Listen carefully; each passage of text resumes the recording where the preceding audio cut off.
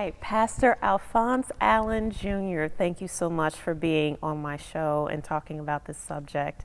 So right off the bat, I want to ask you, what programs does the church offer for counseling service in the community? The church is currently partnering with an outside source, called the Eve Group, and it's also the Adam Group, where you have peer counselors to do same-sex therapy with those parishioners or people from the community who would come to therapy here. So people from the community, professionals, come to the church and they offer those services? Well, we have a group who has approached us, and we are excited about that because one of the things that keep blacks away from therapy is the economic cost and not having the ride to be able to get to therapy. So how can they gain access to that in the community? Just by coming to the church, or? Well, what they can do is call the church, and the church can direct them to when the services will be started and what times would be available.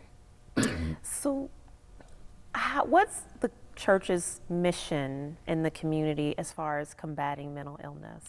Well, the AME Church in general, we minister the gospel through ministering to the ecological, economic, emotional, mental, and financial needs of people. Okay.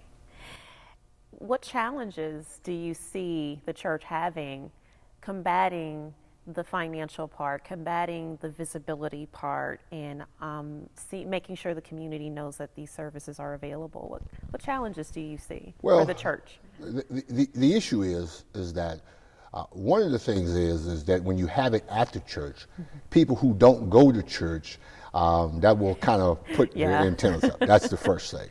We just want to provide this for the community. This in no way means that if you are Muslim, if you are Hebrew Israelite, if you're Baha'i, if you have no religious persuasion at all, that you have to come in and believe what we believe, okay? We want to provide this for the community. That's the first thing.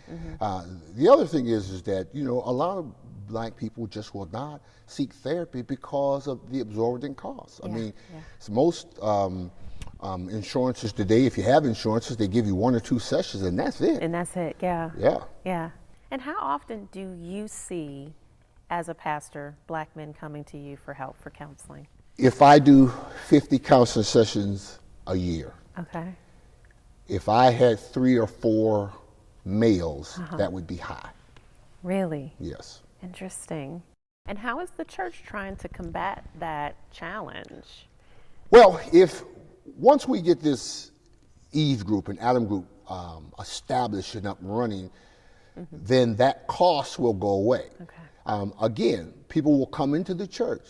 Yes, the pastor may let you in the door. Yes, my assistant security may let you in the door. But we won't be a part of your therapy. And no one will be able to hear. You will be in a very confidential situation. Those files will not be housed here with us. I think that's very important for them to know. Sure. Yeah, absolutely. Absolutely. There is a stigma with black men, blacks in general, that say, oh, well, I don't want to go to the church because all they're going to do is tell me pray about it. And I'm really hurting, I'm in pain. What would you say to that? The church is guilty of spiritualizing mental health and emotional problems. When your tooth hurts, you don't just pray about it. You pray and you go to the dentist. If you have chest pains, you don't just pray about it. You pray about it, you go to the cardiologist. And so when you have emotional mental health issues, pray about it, and then go seek the help that you need. Now, one of the things that I think prayer and the church can be very supportive in this whole counseling venture. I think we can. I know we can. It works well when we're supportive. But people, we have to, even from the pulpit, normalize people going to therapy. We have to normalize that. And once we do that from the pulpit and people start seeking therapy and making progress, the spiritual and the mental health, emotional piece, they go together. They go together. Absolutely. What would you say to that person that says the church is not doing enough in the mental health community? I would say they're right. They're correct. How so? With this program that we're trying to put together, it's been months for us to try to partner with other churches, because what we wanted to do is to be able to have this church open a couple of days a week, another church open a couple of days a week, and another church open, and they all be in the same area. So if somebody walked here, if we had to put them in our van and take them to the next church, or we could say, hey, you're at the wrong church today, but it's right down the street, they would be able to do that. Okay. The reality is that the church is not doing enough. We certainly can do more. We certainly need to do more. And really the time is over. You know, traditionally we love spirited worship. But what does spirited worship do for you that after you have shouted and done a few cartwheels and sweated out your clothes, you go back home to the same problems that you can't solve, and the same depression and anxiety that you can't control. So I think that release, that emotional release plays a part in it, but there has to be something more solid than that really addresses the issue.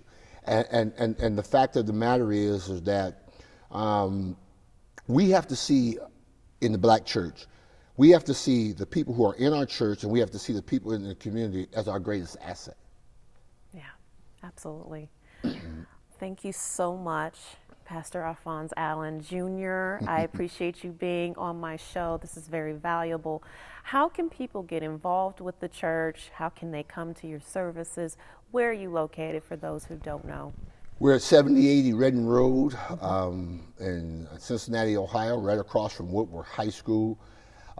What I told you, it's a great church. It's got a great choir, has a great AV department, and great ushers, great auxiliaries, great groups, and they got an okay pastor. Yeah, I think they got a better than okay pastor. What parting words do you have for black men out there struggling right now and are not seeking the help they need? Don't be afraid to go see a therapist. Thank you so much. Thank you.